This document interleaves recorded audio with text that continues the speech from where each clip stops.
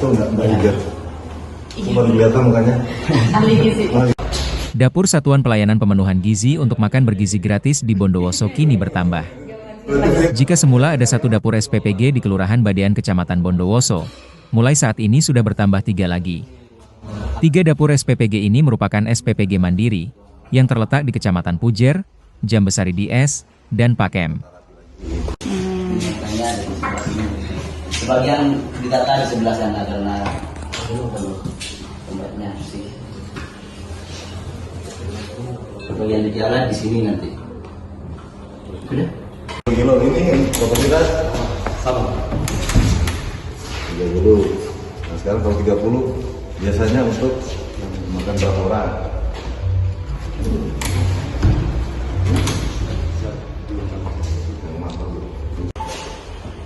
Memang namanya kalau ruang distribusi ya.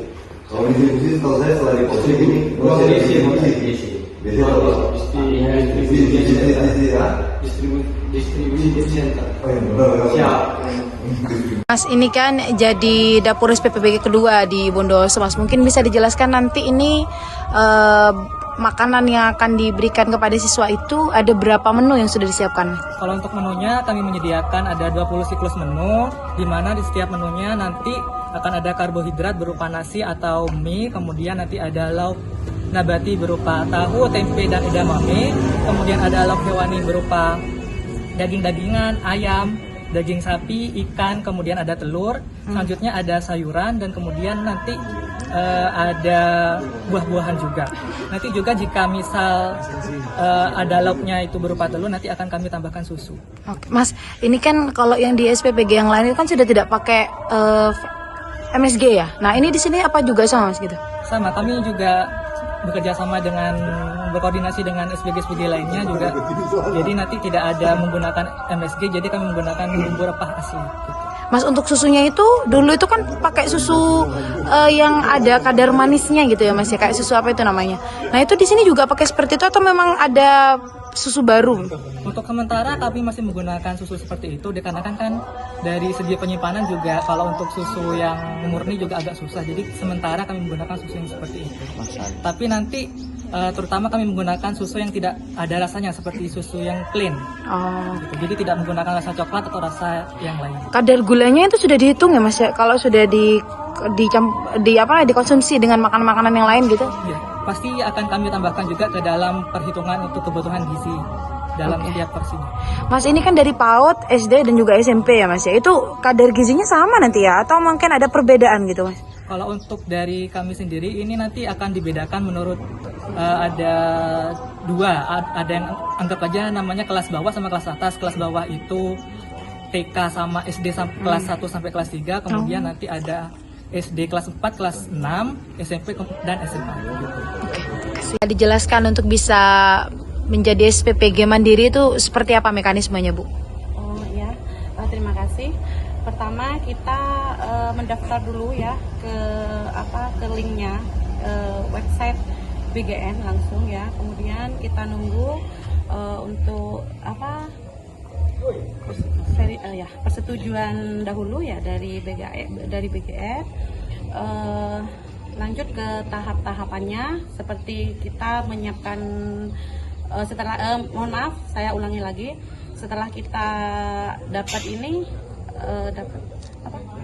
setelah pengajuan kita biasa keluarnya titik dahulu, biasanya mungkin ya titik lanjut kita melakukan pembangunan sesuai dengan ini ketentuan dari BGN. Setelah itu biasanya kita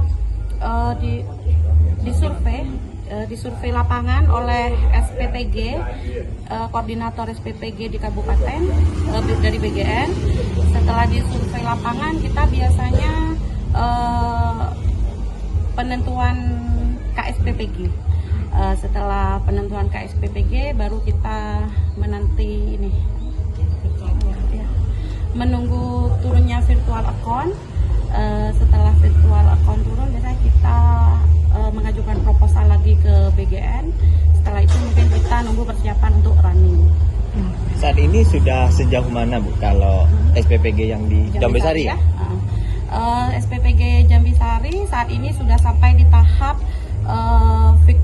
SPPG sudah ini spritnya atau SK-nya sudah turun di SPPG Jambisari, kemudian virtual akunnya sudah turun juga, dan kita tinggal proses pengajuan proposal ya Pak ya, pengajuan proposal, dan kita saat ini masih menunggu ini turunnya dana dari pusat. Setelah itu kita insya Allah siap running di bulan depan kemungkinan. Untuk lolos ini nggak ada biaya ya Bu ya? Nggak ada, sama sekali tidak ada Bapak Ibu di sini, murni ya, langsung kita pendaftarannya langsung melalui website BGN ya Pak.